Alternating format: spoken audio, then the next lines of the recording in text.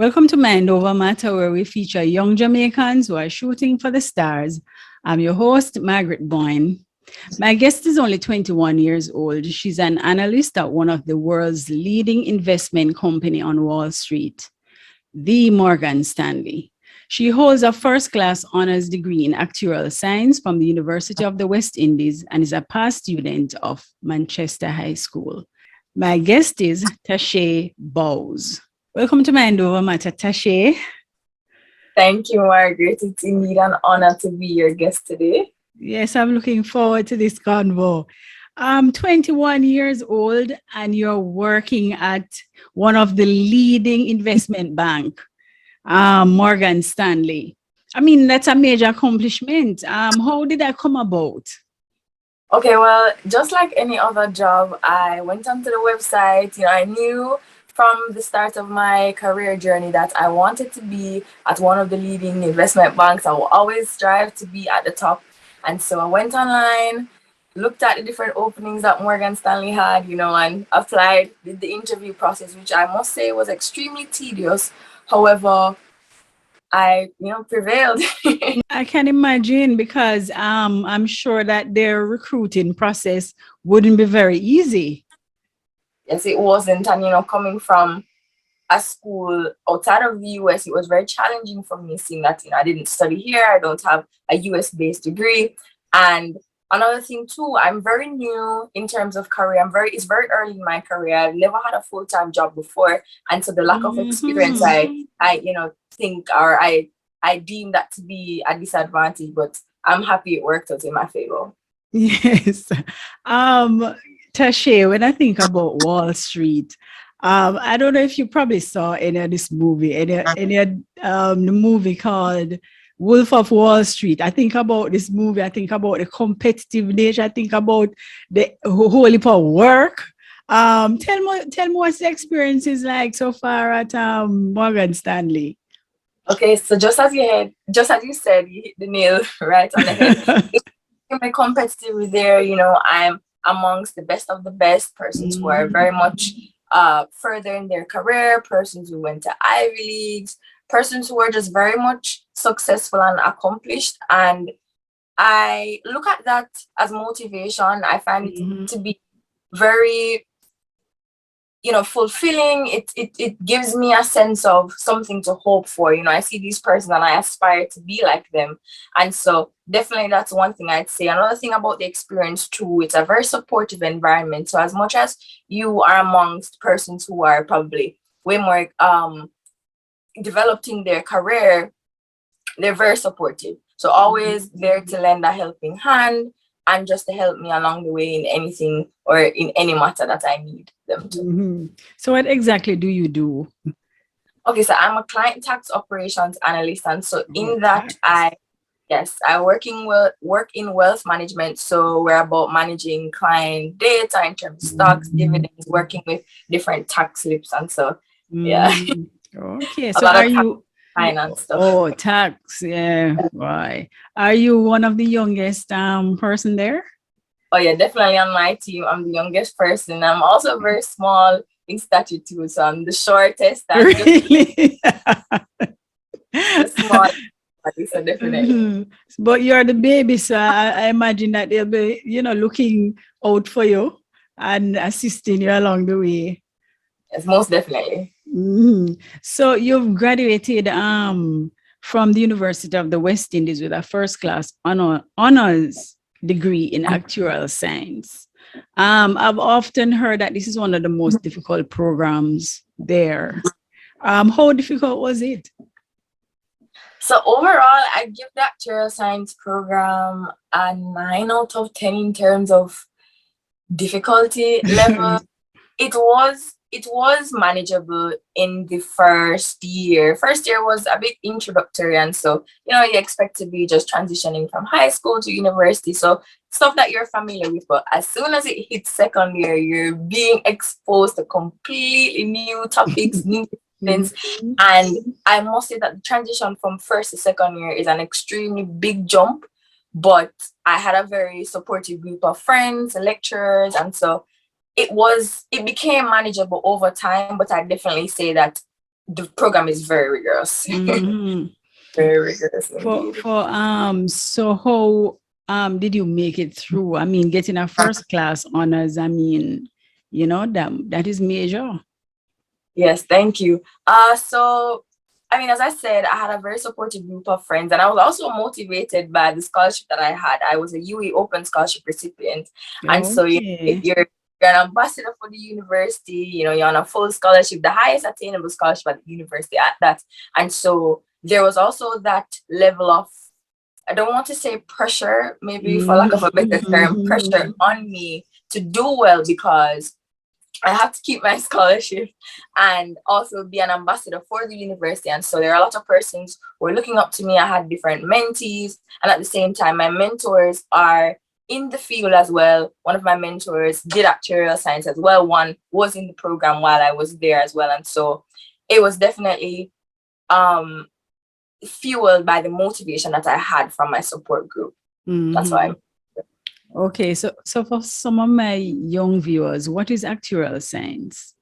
Okay, so actuarial science is a discipline that encapsulates mathematics, statistics, computer science, and even economics. And so it's the discipline in which persons use risk assessment, use mathematics and other computational tools to predict the future, basically.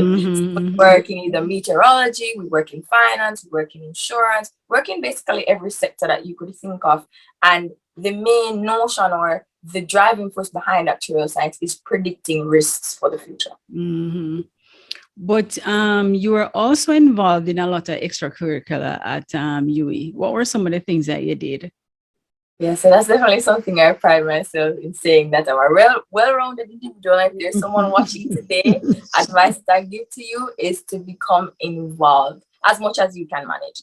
To answer your question, though, I was involved in debating. Funny enough, something that a lot of persons don't know about me, I actually played a lot of sports in my life. I played hockey, I played football, I did track.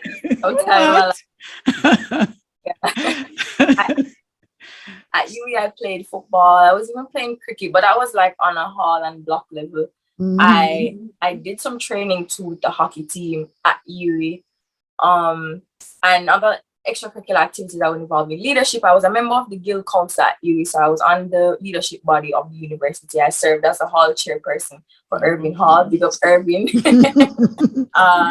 As a part of debating, I was doing quiz. I was just really involved in probably everything that you could think of. I enjoy being involved. If I'm ever in a state of my life that I'm stagnant or just focusing on academics, I think that I'd probably just go crazy. It helps me the balance really just helps me to work and perform. I think I perform optimally when I'm involved in other things. Maybe it won't work for somebody else, but that was just my personality that I have realized over the years.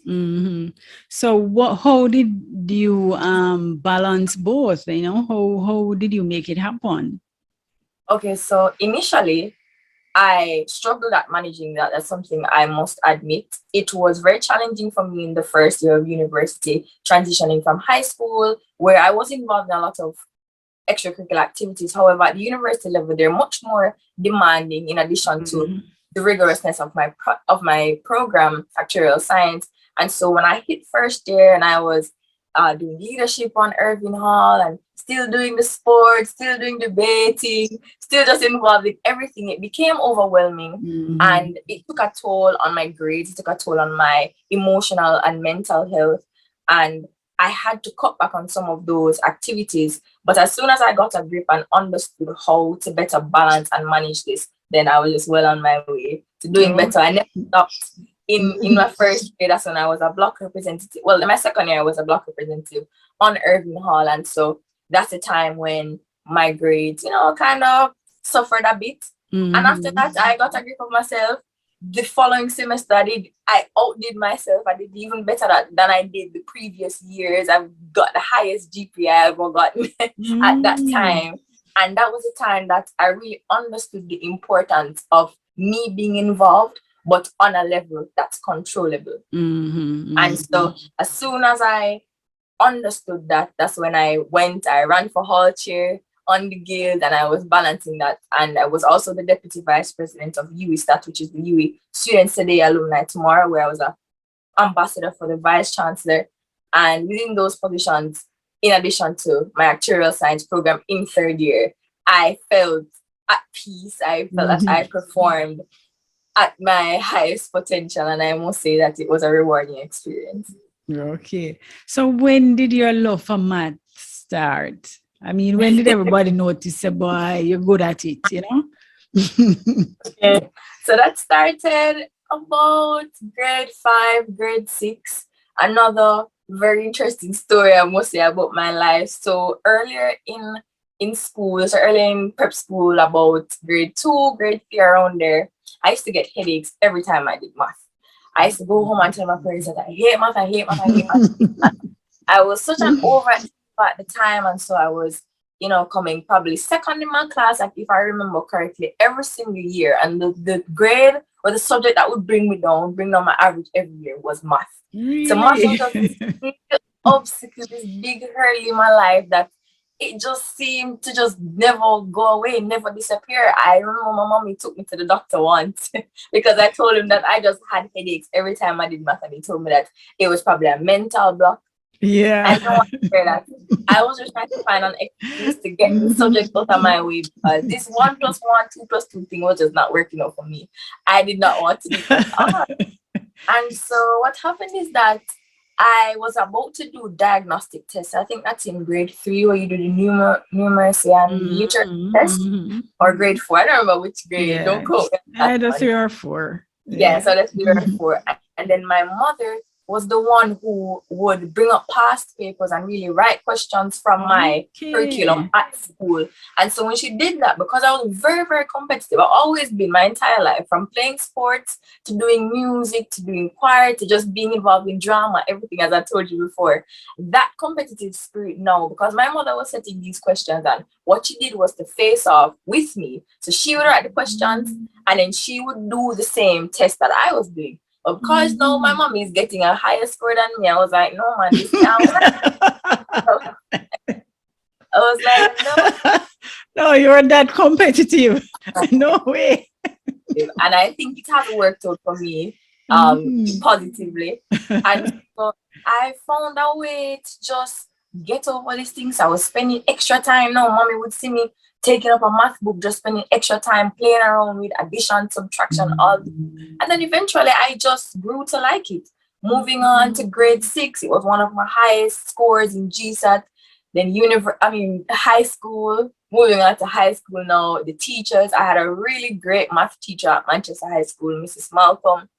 Very amazing teacher. She really groomed that love that I had for the subject, and really let me understand certain principles and core values, and how mathematics is really important in every industry. Everything that you do, there's some level of math, some level of analytics that is involved. And so I grasped now not only a loving for it in terms of on a scholastic or an academic basis, but also just in real life, and just an appreciation for the discipline of math itself. And so that just fueled my liking for it. And then I started to research now to find careers that involve math, because I was just in love with math at this point. Went on to be the president of the math club at Manchester High School, had different initiatives with math, did some tutorship for students, we're mentoring students with math. And so I'm just becoming this math girl. Everybody knows what I'm doing math. They set me up from my high school to UWI to do the mathematics Olympiad from a very tender age. And so when I found this career that had econ and math, because I liked econ as well, and statistics, so anything really analytic based, that was just me. And so when I found out about actuarial science, it was just a go for me, and it has been a history since then. Good. But a lot of our students, though, Tashae, complain about math. That boy, and the grades are so low for math in any case. What do you think is the cause of that? Is it how it's taught, or? Interestingly, I did a thesis on this about a week ago. I was reading, really? I was writing something about this, yes, and I was explaining to someone here that in Jamaica, there's this, I think for a lot of persons, their non-mastery of the subject has to do with their attitude towards it. And that I can say that from a personal point of view, because this is something that I struggled with before. And I'm very dedicated and devoted to make a change with regards to this. As I said before, I have done many tutorship sessions, many mentorship for students who have struggled with the subject. I did this at my church, in my community. I'm always doing it, did it at UE as well. And I think the underlying problem is, I think it's a societal problem, because I think it's also passed down from, parents don't like math, and they tell the children, yeah, man, I never like math in school, math hard. So, you come up. I think I'm one of those parents, Tashae. Right? And so it's a generational thing. It's a generational thing. I can also say that there isn't necessarily a haven or an aura attached to persons excelling in math. It's always, being a doctor, being a lawyer, being an engineer, even though engineering does have some level of math in it. There's not necessarily a lot of emphasis placed on math-based careers. And so from a tender age, because there's a vast majority of persons who don't like math, you grow up and you're in primary school, you're in high school, and you just need to pass maths at CSEC, and that's it. You don't need to, you always hear, you don't use Pythagoras theorem in real life, you don't use algebra life, so you don't need to know it. But there are a lot of persons who use that. I use that in my career, and that's just my reality. But I think that the awareness is something that can be improved to help the numeracy rate in Jamaica, for sure. Okay, I mentioned Manchester High School. So you're from St. Elizabeth? Well, I'm from a community called Balbec, which is on the border of Manchester and St. Elizabeth. Went to school in St. Elizabeth and also in Manchester. So okay. Yeah. So what was Manchester though? Okay. What was home life like? Okay, so at home, in a nuclear family, myself, mommy, daddy, I have 2 older siblings, but they live abroad. Very supportive extended family as well. Grew up in the church, grew up, with certain morals and principles, and a very streamlined life. What do you think are some of the factors that has led to your success so far? I must and will undoubtedly say my support system. The motivation and the extrinsic motivation that you receive from family, friends, mentors, teachers, lecturers is extremely important in anyone's success. And I think this is something that's also lacking in Jamaica. Persons in different inner city communities or just unsupportive communities in general tend to think of themselves as less than, or believe that they are less fortunate than others because of what they hear every day. And so I grew up in an environment where I was always hearing, you're great, you're doing great, you're gonna be great, you're doing well, keep pushing, congratulations. I grew up hearing those words. And so that was just always a motivation for me to move on to the next hurdle. And in that hearing congratulations, my father would always underscore the point of having room for improvement. If I came home and I got 99, he's like, oh, I never get 100.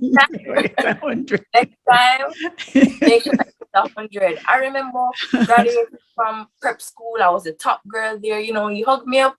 Hey, reach high school yet? You still have a long way to go. Yeah. Reached the high school, got all, my ones and everything, got my full scholarship to go to UE. My daddy's like, yeah, but you still not get your degree yet. Get my degree. He told me congrats the other day when I graduated from my first class honors, and he's like, you make me proud, but guess what? There's still a long way for you to go. And I appreciate that because it pushes me to just never get complacent, never to get comfortable. And I think a mantra that he always reiterates to me is that you can be so close and not make it, because there's a thin line between success and failure. And there are a lot of persons who peak early. You start off, you're almost at the finish line, and you just never make it there because you get complacent or comfortable in the position that you are. And so I think that that's something that fuels me, pushes me, drives me all the time, propels me to just keep going, keep pushing and keep going forward. Mm-hmm. So I'm going to be a father now. So what's next for Tashae? You're not at the end of the road yet. Not at all. And often I feel as if I'm being too hard on myself, because even this recent feed that, we're talking about now about my job at Morgan Stanley, I've yet to really celebrate it, because it's like I just have this constant voice in my head saying, don't get too comfortable. You're really nowhere yet. Keep going, keep going. And so next for me is definitely graduate studies. That's something that I'm working assiduously in moving on to. I am also looking into doing a career in actuarial science. I'm still contemplating whether or not I will, to do those professional exams, and just overall, seeing my way move up on the corporate ladder and try to branch off to in different ventures. I recently started a startup, which is a tutoring company for students at the tertiary, primary, and secondary level. That's something that's going for me. Congrats, man. Congrats. Yeah, thank you. Trying to venture out into public speaking as well, and just to hone my holistic development as an individual. So develop myself career-wise and just as a person. Well, you have a lot of plans there, Tashae, and I'm sure you're going to be realizing all of those. So what advice do you have for our young people who, on how to achieve their goals? Okay. Major advice I'd give anyone watching this on how to achieve your goals is to always remember that everyone's journey is going to be different. I've said this on every interview I've been on, every mentor-mentee session that I've ever had. This is something that will always be uttered from my mouth, and it's that understand and appreciate the fact that your journey will never be the same as your friends. If you hear them say that twins don't have the same fingerprint, it's the same thing with your life journey. You could be a twin, you could have your closest friend, your mother, your father. Your journey will never accurately mirror theirs. It will never accurately mirror someone else's journey.